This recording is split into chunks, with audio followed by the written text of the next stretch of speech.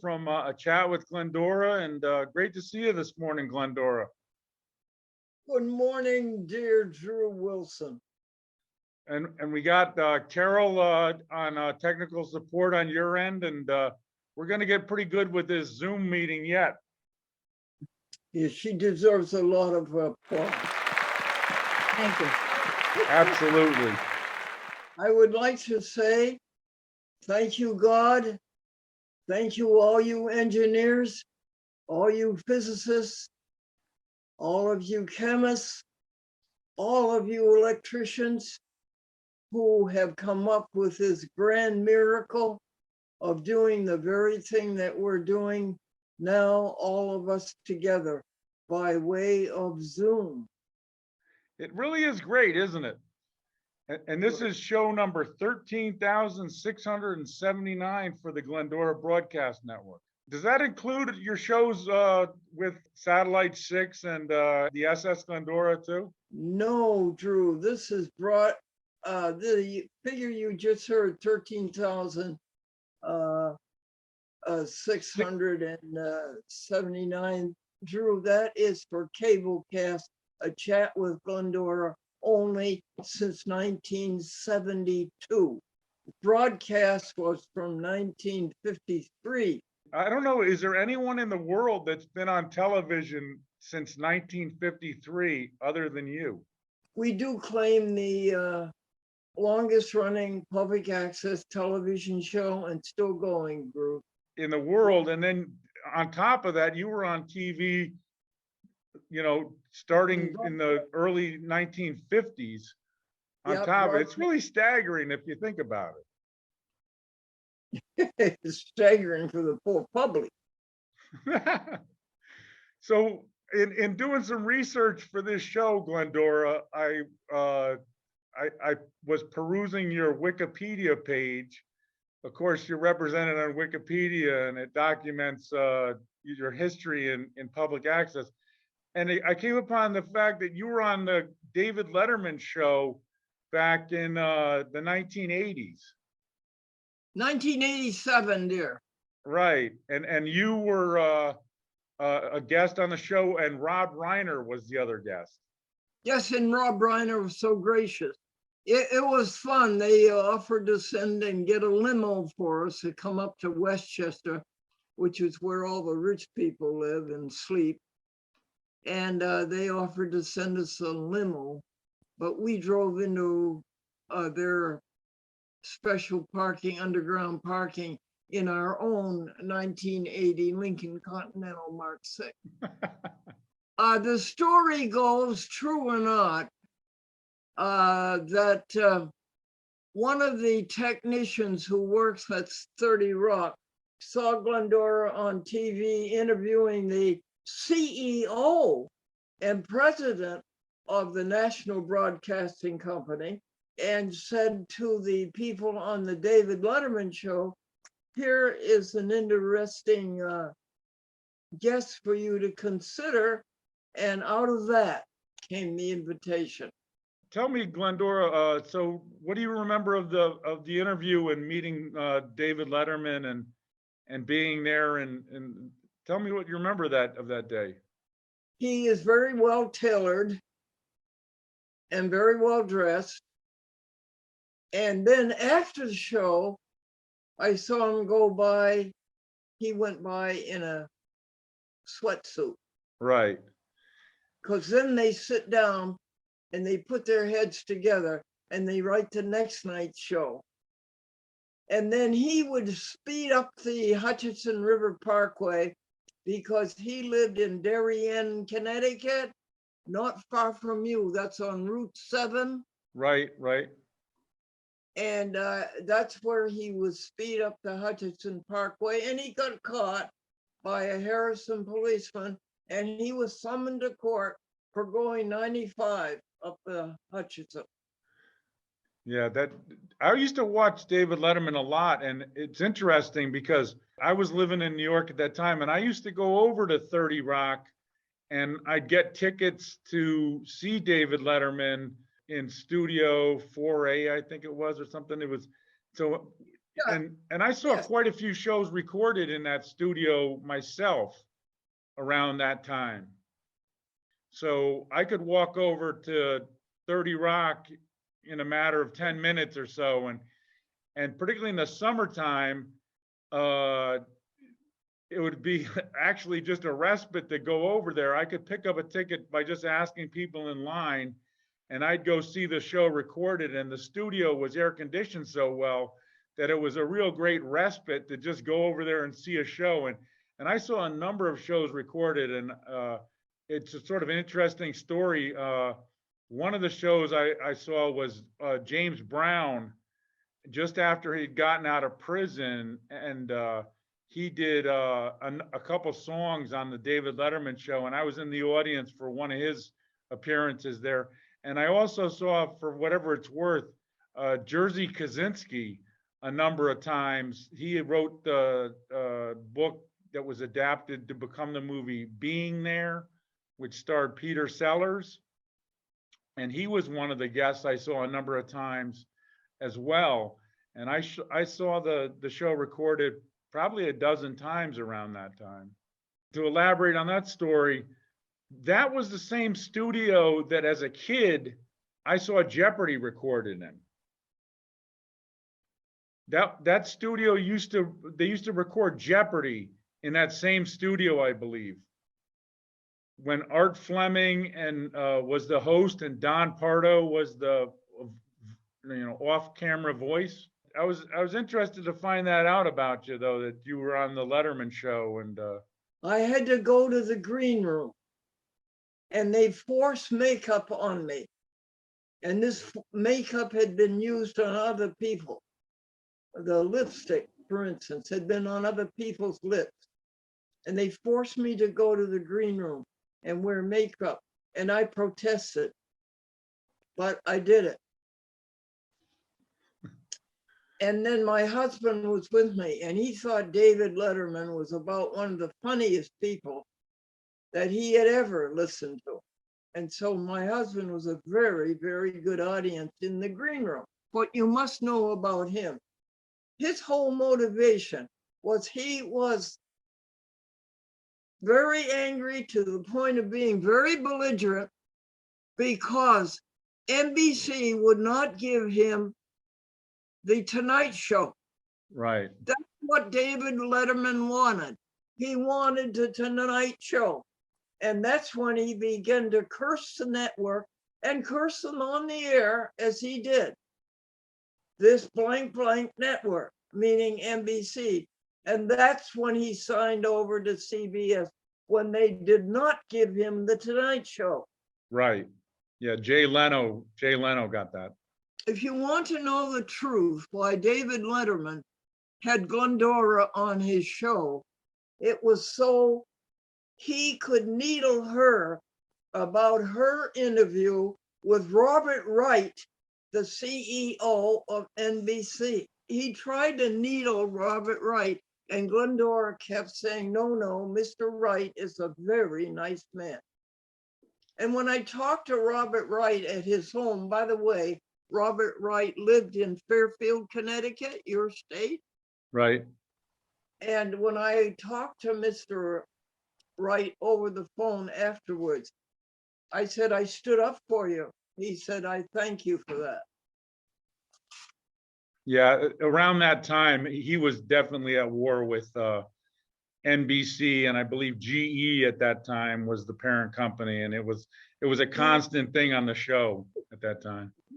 That I could definitely see where that would be part of his modus operandi there. And that's why he would not have me back again, because I took Mr. Wright's side. Right. Yeah. Okay, That's interesting. That's really interesting. Now, folks, you people who are the Drew audience, you are the first to hear that. I have known that for a long time, and I have never made it public until this very moment today. So you got a scoop. It's exactly, this is a scoop. A chat with Glendora / Art Now in Here, public access scoop. Yeah, it is interesting though, but anyway. So I'm more interested in what's going on in 2022 with you, Glendora. Question. Audience of Drew, very, very deep question. Should Glendora discontinue public access television? I don't know why why you do that. I'm tired. Yeah, well, the thing about public access is it's fighting for relevancy amidst the whole television landscape, media landscape. So there's so much going on, and just it's so fragmented, television these days. It's hard to get a big audience. It's hard to reach for anybody really to reach a large audience. We grew up in a time when broadcast television, there was just a handful of stations, and you could reach a large audience just by being on network television or being on any kind of even a local origination television. And now it's so fragmented with so many different outlets, and that can be frustrating. It's definitely frustrating. But what is your answer? Yes or no? I don't think you should leave public access television. I'd like to see Glendora on in perpetuity. Are you thinking of leaving public access television? I'm not myself. I'm pretty happy. I'm in terms of where I'm at doing what I'm doing here. We had this. I've been with it. I was with Atlantic Broadband for 2 years now. SEC TV. I have a lot of freedom. I mean, I come to work. I make television all day, and then I have a second job as a stagehand here in Connecticut, and that gives me the opportunity to work with some other people, usually on the weekends. So I'm pretty happy with where I'm at. I mean, it would always be great to be doing something else. I'm a behind the scenes person first and foremost. I consider myself a You are not. cameraman, editor, producer. You are not a behind the scene person. You're on the TV right now. Oh, I know, but I'm saying my real, my favorite part of the whole media landscape is the editing. I gotta say, I like editing a lot. Back to the subject. Back to the subject.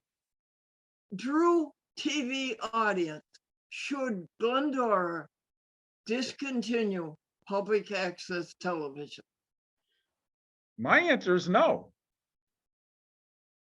Excuse me, dear Drew. My answer is no. I say keep going, Glendora.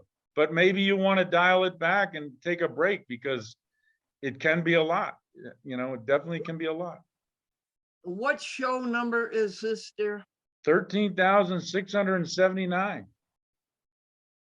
Would that be a good reason, TV audience of Drew? I think you got to hit 14,000, Glendora. You got to go for 14,000. And then once you get there, I'm going to say you got to go for 15,000. Now, it is the longest running public access television show in the world. Yeah. And right at the moment, I do believe that public access television is teetering. And does it look good for the longest running public access TV show to walk out on it? No, you're a stalwart. So, TV audience of Drew at home, I do feel guilty about it. I have a sense of guilt, even though I'm 93 years old, and it's a tremendous amount of work to put together 75 TV stations with 4 new shows every 2 months. Right. That's a lot of distribution. Yeah. 70 TV stations from Boston to San Diego. Now, Drew, I want to tell you what San Diego said. He said, with your permission, I will not stop a chat with Glendora. I will continue it. He said, I have 59 chat with Glendora programs, and I will keep playing them as long as I have this job and into the next person who has this job. I will not stop playing it. Right. Well, I mean, you'll be on somewhere or another for that very reason, I think, for forever. I mean, people will be playing a chat with Glendora somewhere or another for a long time to come. I mean, I feel the same way here. I think we'll keep playing a chat with Glendora regardless. So, because basically your shows aren't really dated particularly, and they're not time stamped or anything. You're talking about issues that I think will be relevant for a long time to come. The one thing about television is people can become sort of outmoded over time just because technology changes.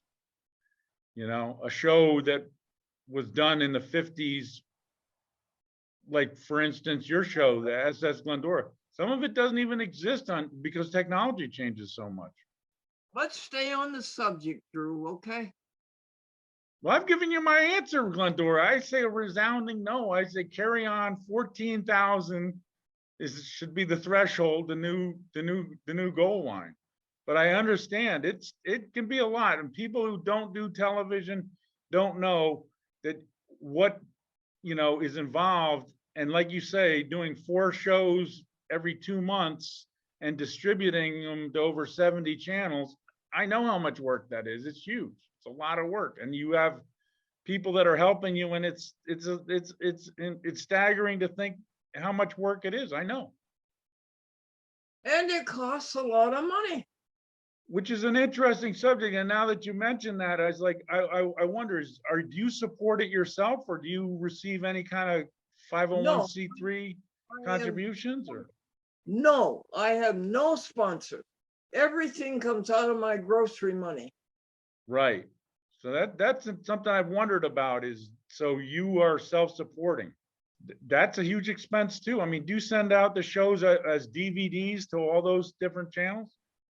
Okay, I'm trying to ask your TV audience, what is their opinion? Right. Well, speaking for myself, I give you the answer that I'd like to see you keep going, but I do understand, where you're coming from. My TV audience, here, I don't know. I've gotten some positive feedback about, the interviews, but yeah. How many shows have you done, Drew? I haven't really counted it myself. I mean, as far as doing this show, I started doing it in April of 2014. So, and I haven't really counted it. I mean, I started in television and media and stuff like that. In 1982, I took an animation course at State University of New York, the State University of New York at Purchase. And I've been doing something or another for an awful long time. But as far as myself hosting a show, Drew, it's not even 1,000 shows. It's okay. Drew, I want you to know this, that the last public I heard from was in November of last year. I have not heard from a TV viewer since November of last year. Right. That happened also to be in your state of Connecticut. It was from Stanford. A woman called up and said, Glendora, you're right. Kindness is the only way. That's the last viewer I heard from. Yet, every day when I go to YouTube, Facebook, and Twitter, there's at least 16 people lined up who want to talk about the show. Right. And that's one of the things that when you're doing a television studio, and this is a subject I've discussed here too with producers that come and produce shows here in the studio. And I remember hearing an interview of Mike Wallace when Mike Wallace was hosting 60 Minutes, and he was sort of, in a studio by himself, not a live audience, getting very little feedback. And he was, at that time, was saying, it's frustrating.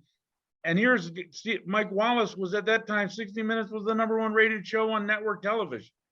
And I remember him expressing the exact same feeling, like, I'm not getting any kind of feedback. And it's, doing a show without a live studio audience, it is frustrating for sure. And I've heard that from people like I say, Mike Wallace had the #1 rated show on network television, and he felt that same sort of isolation. It's frustrating. Well, I'm glad we've had this discussion, Glendora. I'm sorry that you're considering not doing the show, but I do understand, where you're coming from for sure. A woman said, I have the most delicious recipe for casserole. I simply mention it, and my husband says, let's eat out. Why did the prince, Prince, want his daddy to go to kindergarten with him? Okay, you told this one on the last show, so I know the answer. Do you Because know the teacher asked him to bring a ruler to school. Good for you, Drew. One lawyer said to another, sir, I regret to inform you that our clients are in danger of agreement. How do you like your new doctor? He started out my examination by taking his stethoscope and listening closely to my wallet. That's not even so funny anymore right now because I'm facing some medical bills, Glendora. The lawyer said, I want a new trial on the basis of new evidence. The judge says, what is the new evidence? The lawyer said, I just found out my client has another $20,000. Yeah. The attorneys, they know who's got the deep pockets for sure. There was a collision of two cars and a third car pulled up and a man got out of the third car and he said, I saw the whole thing happen. I'm a lawyer. I'll take either side. Oh no, you're on a roll now. Hey, Glendora, thanks so much. I appreciate you taking the time today. Okay, dear Drew audience. I would like to know how we can be of service to you. And if you would like a public access show yourself, honey, Drew TV audience, remember, it is a law. You cannot be denied a public access show. It is a law, federal, state, and municipal. And if you want a TV show, the TV station cannot say no to you, and they have to help you. Right. So if you want to express yourself on TV, you go to the TV station, you show them your proof of residency, and you say, this is a show I would like your help with. Please help me. They cannot say no. They have to give you the airtime. They have to give you the studio time. They have to give you remote equipment to go out and do your show, whatever. I would do your show at home on a JVC Vario. Take care. I love you, Drew. I love you, Drew. I love you, Drew TV audience. Thank you so much, Glendora. I appreciate it. And it was really a great show. And I look forward to the next one. Many more to come, Glendora. Thank you so much. When I was in foster care, I never knew when I would have to move. So I always had my suitcase ready to go. Then one day I was adopted. My new parents opened their hearts and home to me. My parents cook my favorite breakfast for me every morning. My parents take me on trips I never thought I would go on. They gave me a home and an even better reason to use that suitcase. My parents aren't perfect, but they're perfect for me.